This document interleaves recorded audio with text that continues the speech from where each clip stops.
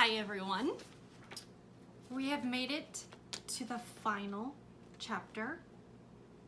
I'm very happy and excited, but also sad it's over.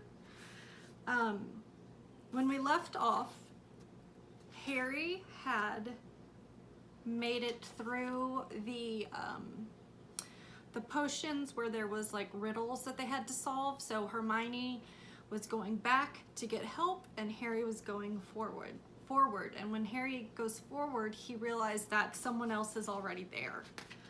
The end of the chapter says there was already someone there, but it wasn't Snape, it wasn't even Voldemort. So now, chapter 17,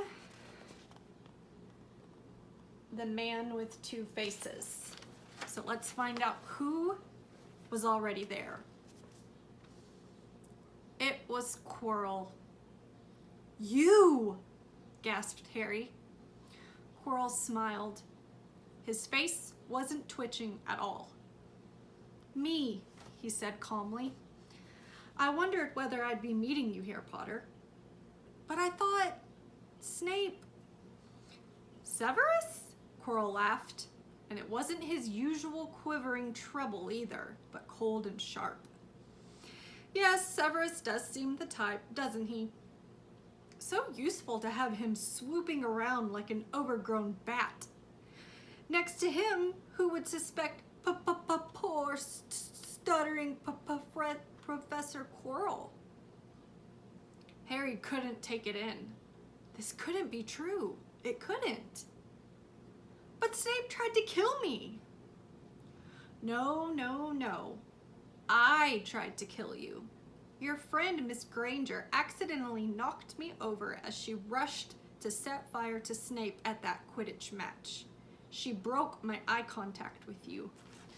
Another few seconds and I'd have got you off that broom. I'd have managed it before then if Snape hadn't been muttering a counter curse trying to save you. Snape was trying to save me? Of course, said Quirrell coolly. Why do you think he wanted to referee your next match? He was trying to make sure I didn't do it again. Funny, really. He needn't have bothered. I couldn't do anything with Dumbledore watching. All the other teachers thought Snape was trying to stop Gryffindor from winning. He did make himself unpopular. And what a waste of time, when after all that, I'm going to kill you tonight. Quirrell snapped his fingers. Ropes sprang out of thin air and wrapped themselves tightly around Harry. You're too nosy to live, Potter. Scurrying around the school on Halloween like that. For all I knew, you'd seen me coming to look at what was guarding the stone. You let the troll in? Certainly. I have a gift with trolls. You must have seen what I did to the one in the chamber back there. Unfortunately, while everyone else was running around looking for it, Snape, who already suspected me, went straight to the third floor to head me off. And not only did my troll fail to beat you to death, that three-headed dog didn't even manage to bite Snape's leg off properly. Now, wait quietly, Potter. I need to examine this interesting mirror. It was only then that Harry realized what was standing behind Quirrell. It was the mirror of Erised. This mirror is the key to finding the stone, Quirrell murmured, tapping his way around the frame. Trust Dumbledore to come up with something like this, but he's in London. I'll be far away by the time he gets back. All Harry could think of doing was to keep Quirrell talking and stop him from concentrating on the mirror. I saw you and Snape in the forest, he blurted out. Yes, said Quirrell idly, walking around the mirror trying... Let me start that over. Yes, said Quirrell idly, walking around the mirror to look at the back. He was on to me by that time, trying to find out how far I'd got. He suspected me all along, tried to frighten me as though he could. when I had Lord Voldemort on my side. Quirrell came back out from behind the mirror and stared hungrily into it. I see the stone. I'm presenting it to my master. But where is it? Harry struggled against the ropes binding him, but they didn't give. He had to keep Quirrell from giving his whole attention to the mirror. But Snape always seemed to hate me so much. Oh, he does, said Quirrell casually. Heavens, yes. He was at Hogwarts with your father. Didn't you know? They loathed each other, but he never wanted you dead. But I heard you a few days ago, sobbing. I thought Snape was threatening you. For the first time, a spasm of fear flitted across Quirrell's face. Sometimes, he said, I find it hard to follow my master's instructions. He is a great wizard, and I am weak. You mean he was there in the classroom with you? Harry gasped. He is with me wherever I go, said Quirrell quietly. I met him when I traveled around the world. A foolish young man I was then, full of ridiculous ideas about good and evil. Lord Voldemort showed me how wrong I was. There is no good and evil. There is only power, and those too weak to see it, seek it. Since then, I have served him faithfully, although I have let him down many times. He has had to be very hard on me. Quirrell shivered suddenly. He does not forgive mistakes easily. When I failed to steal the stone from Gringotts, he was most displeased. He punished me, decided he would have to keep a closer watch on me. Quirrell's voice trailed away. Harry was remembering his trip to Diagon Alley. How could he have been so stupid? He'd seen Quirrell there that very day, shaken hands with him in the leaky cauldron. Quirrell cursed under his breath. I don't understand. Is the stone inside the mirror? Should I break it? Harry's mind was racing. What I want more than anything else in the world at the moment, he thought, is to find the stone before Quirrell does. So if I look in the mirror, I should see myself finding it, which means I'll see where it's hidden. But how can I look without Quirrell realizing what I'm up to?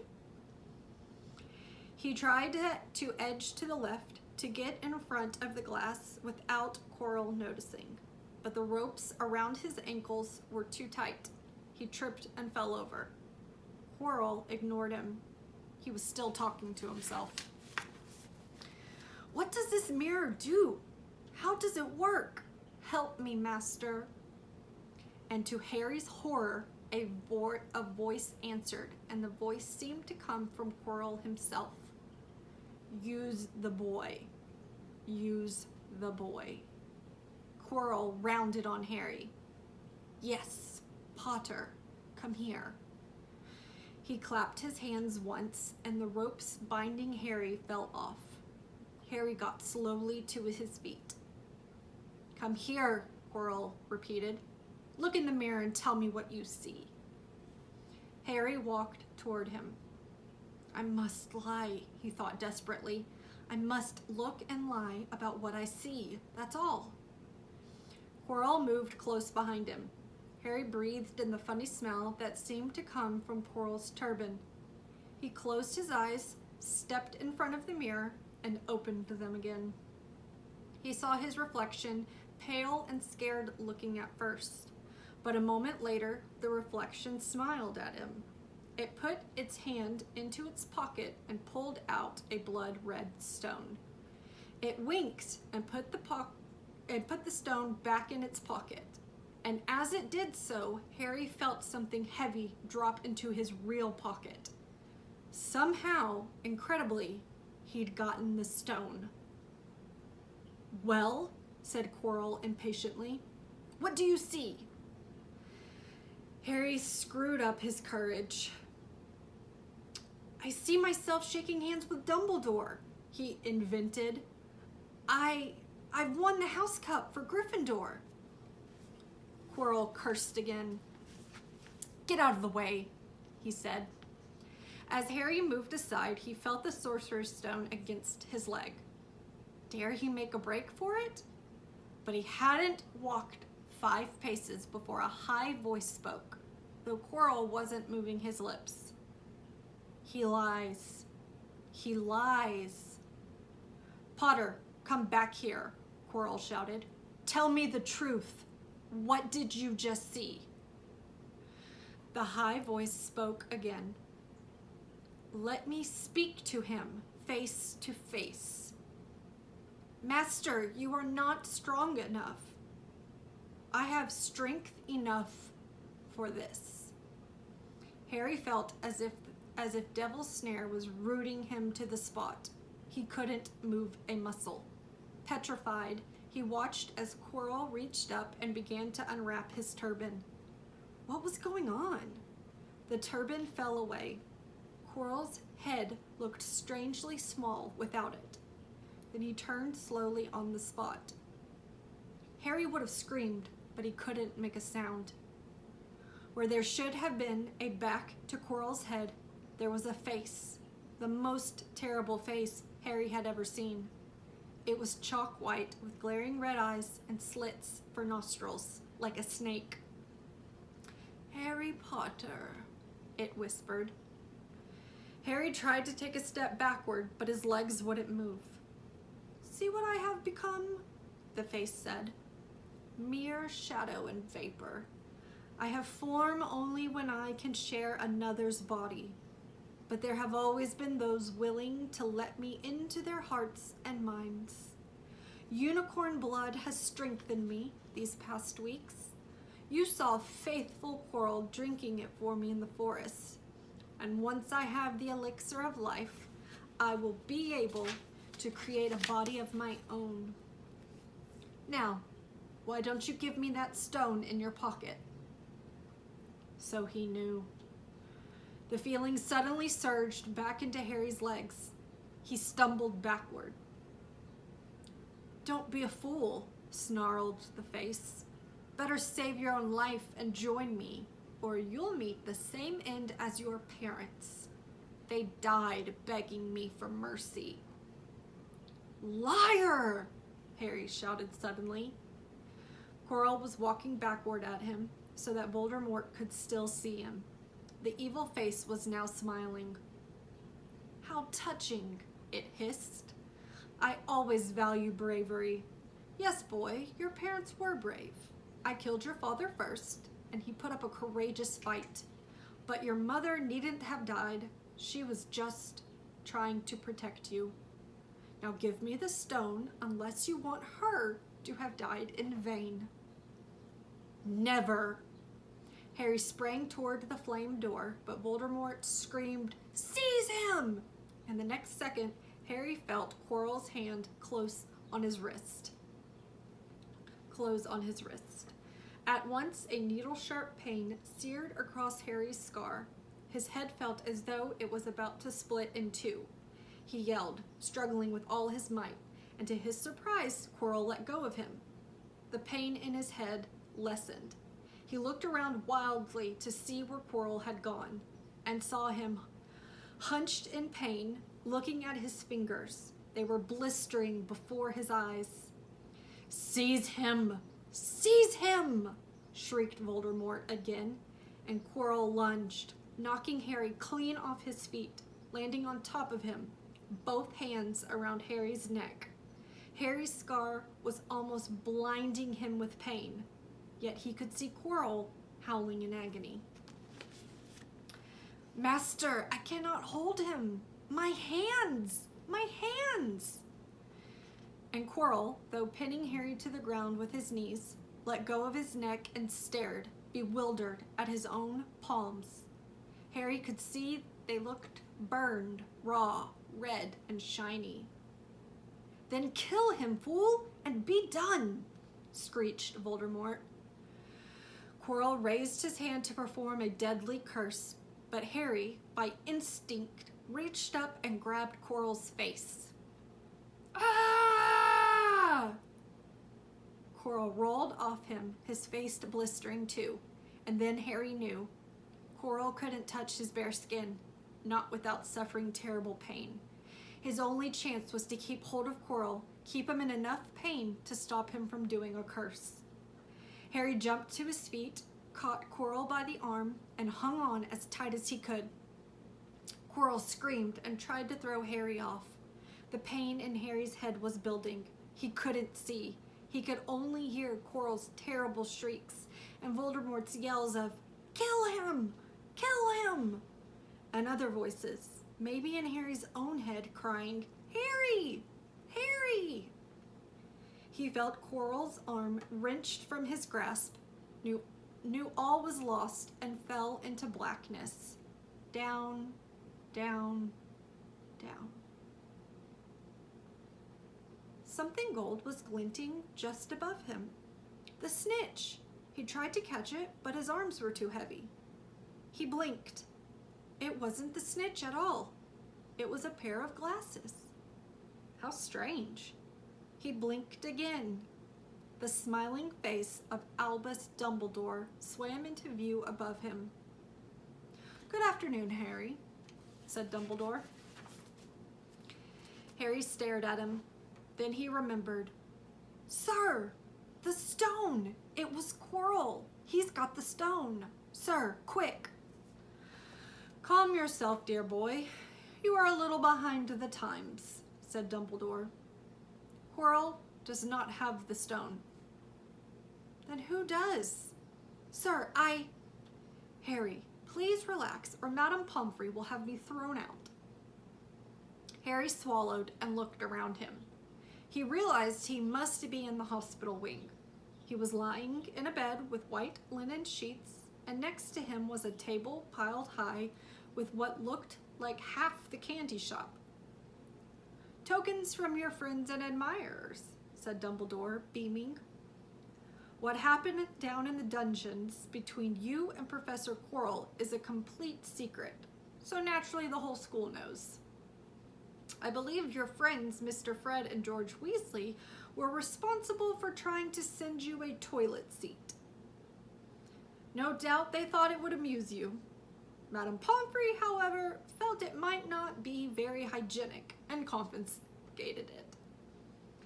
"How long have I been in here?" 3 days. Mr. Ronald Weasley and Miss Granger will be most relieved you have come round. They have been extremely worried." "But sir, the stone!" "I see you are not to be distracted. Very well. The stone. Professor Quirrell did not manage to take it from you. I arrived in time to prevent that, although you were doing very well on your own, I must say." "You got there? You got Hermione's owl?" "We must have crossed in midair. No sooner had I reached London than it became clear to me that the place I should be was the one I had just left. I arrived just in time to pull Quirrell off you." "It was you." "I feared I might be too late." "You nearly were. I couldn't have kept him off the stone much longer." "Not the stone, boy. You. The effort involved nearly killed you. For one moment there, I was afraid it had. As for the stone, it has been destroyed." "Destroyed?" said Harry blankly. "But your friend, Nicholas Flamel." "Oh, you know about Nicholas?" said Dumbledore, sounding quite delighted. "You did do the thing properly, didn't you? Well, Nicholas and I have had a little chat and agreed it's all for the best." "But that means he and his wife will die, won't they?" "They have enough elixir stored to set their affairs in order, and then, yes, they will die." Dumbledore smiled at the look of amazement on Harry's face. "To one as young as you, I'm sure it seems incredible, but to Nicholas and Perenelle, it really is like going to bed after a very, very long day. After all, to the well-organized mind, death is but the next great adventure. You know, the stone was really not such a wonderful thing. As much money and life as you could want. The two things most human beings would choose above all. The trouble is, humans do have a knack of choosing precisely those things that are worst for them. Harry lay there, lost for words. Dumbledore hummed a little and smiled at the ceiling. "Sir," said Harry, "I've been thinking. Sir, even if the stone's gone, well, I mean, you know who." "Call him Voldemort, Harry. Always use the proper name for things. Fear of a name increases fear of the thing itself." "Yes, sir." "Well, Voldemort's going to try other ways of coming back, isn't he? I mean, he hasn't gone, has he?" "No, Harry, he has not. He is still out there somewhere, perhaps looking for another body to share. Not being truly alive, he cannot be killed. He left Quirrell to die. He shows just as little mercy to his followers as his enemies. Nevertheless, Harry, while you may only have delayed his return to power, it will merely take someone else who is prepared to fight what seems a losing battle next time. And if he is delayed again and again, why, he may never return to power." Harry nodded, but stopped quickly because it made his head hurt. Then he said, "Sir, there are some things I'd like to know, if you can tell me. Things I want to know the truth about." "The truth," Dumbledore sighed. "It is a beautiful and terrible thing, and should therefore be treated with great caution. However, I shall answer your questions unless I have a good reason not to, in which case I beg you'll forgive me. I shall not, of course, lie." "Well, Voldemort said that he only killed my mother because she tried to stop him from killing me. But why would he want to kill me in the first place?" Dumbledore sighed very deeply this time. "Alas, the first thing you ask me, I cannot tell you. Not today. Not now. You will know one day. Put it from your mind for now, Harry. When you are older, I know you hate to hear this. When you are ready, you will know." And Harry knew it would be no good to argue. "But why couldn't Quirrell touch me?" "Your mother died to save you. If there is one thing Voldemort cannot understand, it is love. He didn't realize that love, as powerful as your mother's, for you, leaves its own mark. Not a scar, no visible sign. To have been loved so deeply, even though the person who loved us is gone, will give us some protection forever. It is in your skin. Quirrell, full of hatred, greed, and ambition, sharing his soul with Voldemort, could not touch you for this reason. It was agony to touch a person marked by something so good." Dumbledore now became very interested in a bird out in the windowsill, which gave Harry time to dry his eyes on the sheet. When he found his voice again, Harry said, "And the invisibility cloak, do you know who sent it to me?" "Ah, your father happened to leave it in my possession, and I thought you might like it." Dumbledore's eyes twinkled. "Useful things. Your father used it mainly for sneaking off to the kitchen to steal food when he was here. And there's something else." "Fire away." "Quirrell said Snape." "Professor Snape, Harry." "Yes, him. Quirrell said he hates me because he hated my father. Is that true?" "Well, they did rather detest each other, not unlike yourself and Mr. Malfoy. And then your father did something Snape could never forgive." "What?" "He saved his life." "What?" "Yes," said Dumbledore dreamily. "Funny, the way people's minds work, isn't it? Professor Snape couldn't bear being in your father's debt. I do believe he worked so hard to protect you this year because he felt that would make him and your father even.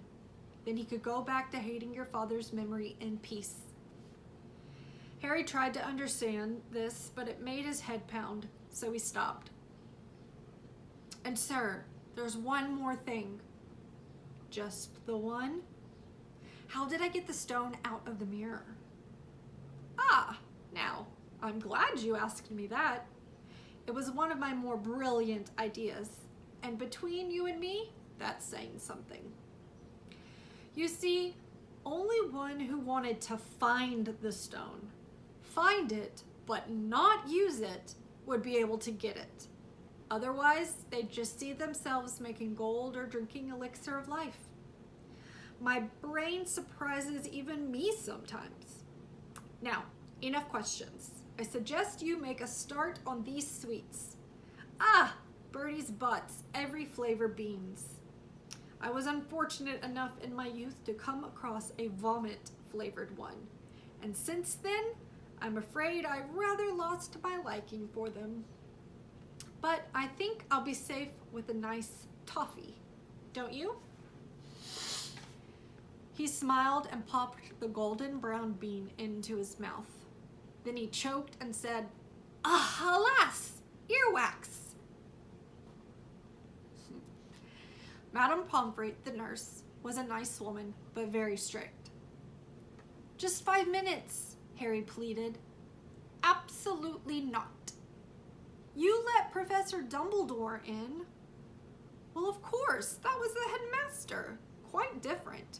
You need rest." "I am resting. Look, lying down and everything." "Oh, go on, Madame Pomfrey." "Oh, very well," she said, "but 5 minutes only." And she let Ron and Hermione in. "Harry!"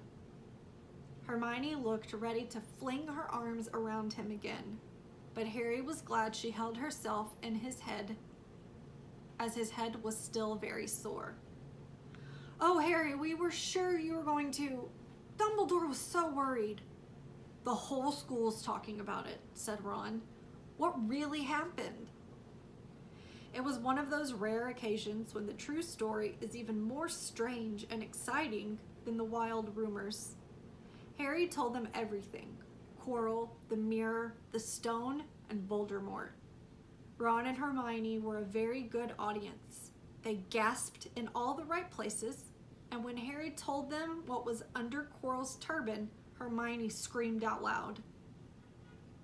"So the stone's gone," said Ron finally. "Flamel's just going to die?" "That's what I said, but Dumbledore thinks that, what was it? To the well-organized mind, death is but the next great adventure." "I always said he was off his rocker," said Ron, looking quite impressed at how crazy his hero was. "So what happened to you two?" said Harry. "Well, I got back all right," said Hermione. "I brought Ron round. That took a while, and we were dashing up to the owlery to contact Dumbledore when we met him in the entrance hall. He already knew. He just said, 'Harry's gone after him, hasn't he?' and hurtled off to the 3rd floor. "Do you think he meant you to do it?" said Ron, "sending you your father's cloak and everything?" "Well," Hermione exploded, "if he did, I mean to say, that's terrible. You could have been killed." "No, it isn't," said Harry thoughtfully. "He's a funny man, Dumbledore. I think he sort of wanted to give me a chance. I think he knows more or less everything that goes on here, you know? I reckon he had a pretty good idea we were going to try, and instead of stopping us, he just taught us enough to help. I don't think it was an accident he let me find out how the mirror worked. It's almost like he thought I had the right to face Voldemort if I could." "Yeah, Dumbledore's off his rocker all right," said Ron proudly. "Listen, you've got to be up for the end-of-year feast tomorrow. The points are all in, and Slytherin won, of course. You missed the last Quidditch match. We were steamrolled by a Ravenclaw without you, but the food'll be good." At that moment, Madame Pomfrey bustled out. "You've had nearly 15 minutes. Now out," she said firmly. After a good night's sleep, Harry felt nearly back to normal. "I want to go to the feast," he told Madame Pomfrey as she straightened his mini candy boxes. "I can, can't I?"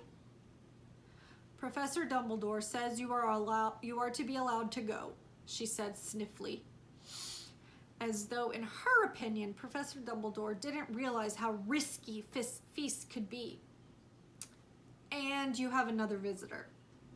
"Oh, good," said Harry. "Who is it?" Hagrid sidled through the door as he spoke. As usual, when he was indoors, Hagrid looked too big to be allowed. He sat down next to Harry, took one look at him, and burst into tears.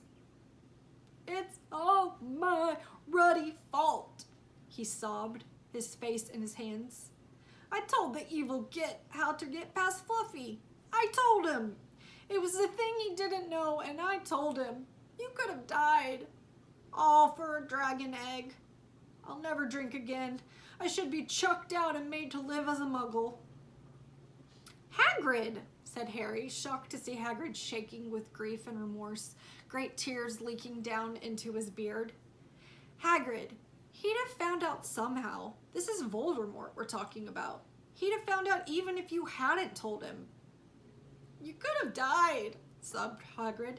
"And don't say the name." "Voldemort," Harry bellowed, and Hagrid was so shocked. He stopped crying. "I've met him, and I'm calling him by his name. Please cheer up, Hagrid. We saved the stone. It's gone. He can't use it. Have a chocolate frog. I've got loads." Hagrid wiped his nose on the back of his hand and said, "That reminds me, I've got you a present." "It's not a stoat sandwich, is it?" said Harry anxiously, and at last Hagrid gave a weak chuckle. "Nah, Dumbledore gave me the day off yesterday to fix it. Of course, he should have sacked me instead. Anyway, you got this." It seemed to be a handsome, leather-covered book. Harry opened it curiously. It was full of wizard photographs. Smiling and waving at him from every page were his mother and father. "Sent owls off to all your parents' old friends, asking for photos. Knew you didn't have any. Do you like it?" Harry couldn't speak, but Hagrid understood. Harry made his way down to the end-of-year feast alone that night. He had been held up by Madame Pomfrey's fussing about, insisting on giving him one last checkup, so the Great Hall was already full. It was decked out in the Slytherin colors of green and silver to celebrate Slytherin's winning the House Cup for the 7th year in a row. A huge banner showing the Slytherin serpent covered the wall behind the high table. When Harry walked in, there was a sudden hush, and then everybody started talking loudly at once. He slipped into a seat between Ron and Hermione at the Gryffindor table and tried to ignore the fact that people were standing up to look at him. Fortunately, Dumbledore arrived moments later. The babble died away. "Another year gone," Dumbledore said cheerfully. "And I must trouble you with an old man's wheezing waffle before we sink our teeth into our delicious feast. What a year it has been. Hopefully your heads are a little fuller than they were. You have the whole summer ahead to get them nice and empty before next year starts. Now, as I understand it, the House Cup here needs awarding, and the points stand thus. In 4th place, Gryffindor with 312 points. In 3rd, Hufflepuff with 352. Ravenclaw 426. And Slytherin 472. A storm of cheering and stamping broke out from the Slytherin table. Harry could see Draco Malfoy banging his goblet on the table. It was a sickening sight. Yes, very well done, Slytherin," said Dumbledore.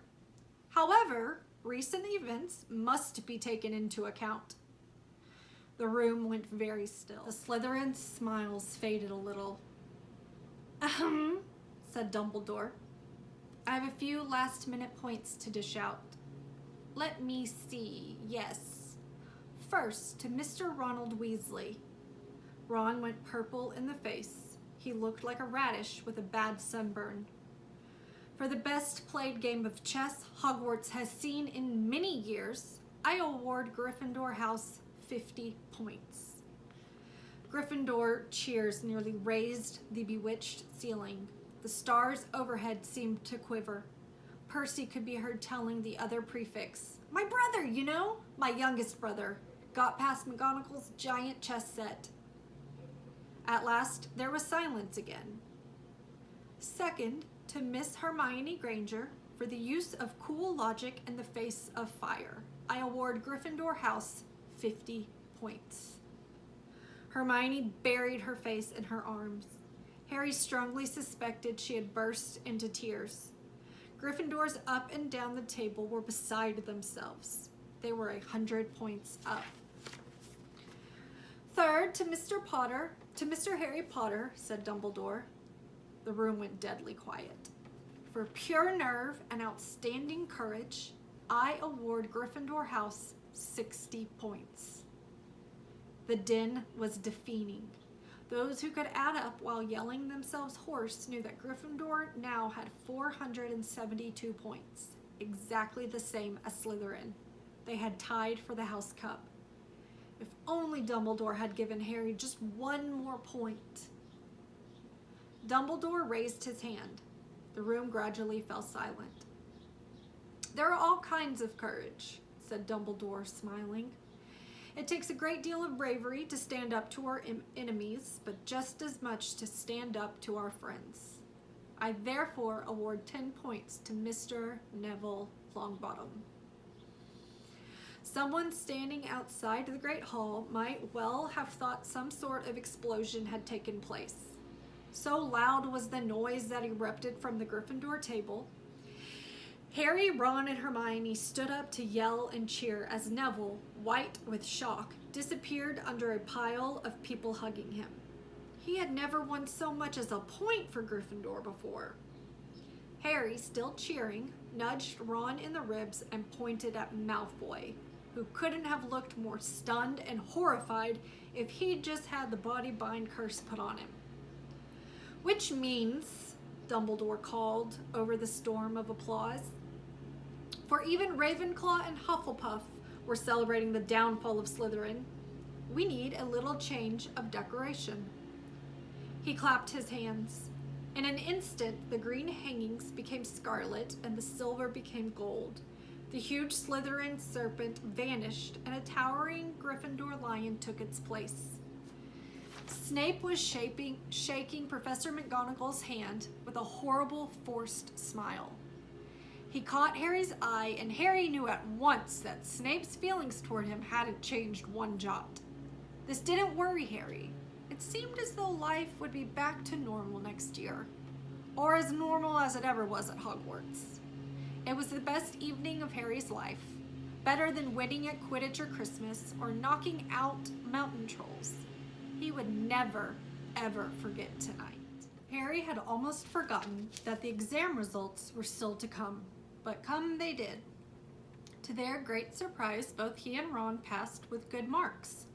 Hermione, of course, had the best grades of the first years. Even Neville scraped through, his good herbology mark making up for his abysmal potions one. They had hoped that Goyle, who was almost as stupid as he was mean, might be thrown out, but he had passed too. It was a shame, but as Ron said, you couldn't have everything in life. And suddenly their wardrobes were empty, their trunks were packed, Neville's toad was found lurking in a corner of the toilets. Notes were handed out to all students, warning them not to use magic over the holidays. I always hope they'll forgive to get us these, said Fred Weasley sadly. Hagrid was there to take them down to the fleet of boats that sailed across the lake. They were boarding the Hogwarts Express. talking and laughing at the countryside, becoming greener and tidier, eating Birdie's Bots every flavor beans as they sped past Muggle towns, pulling off their wizard robes and putting on jackets and coats, pulling into platform 9 3/4 at King's Cross Station. It took quite a while for them all to get off the platform. A wizened old guard was up by the ticket barrier, letting them go through the gate in 2s and 3s, so they didn't attract attention by all bursting out of a solid wall at once and alarming the Muggles. "You must come and stay this summer," said Ron. "Both of you. I'll send you an owl." "Thanks," said Harry. "I'll need something to look forward to." People jostled them as they moved forward toward the gateway back to the Muggle world. Some of them called, "Bye, Harry. See you, Potter."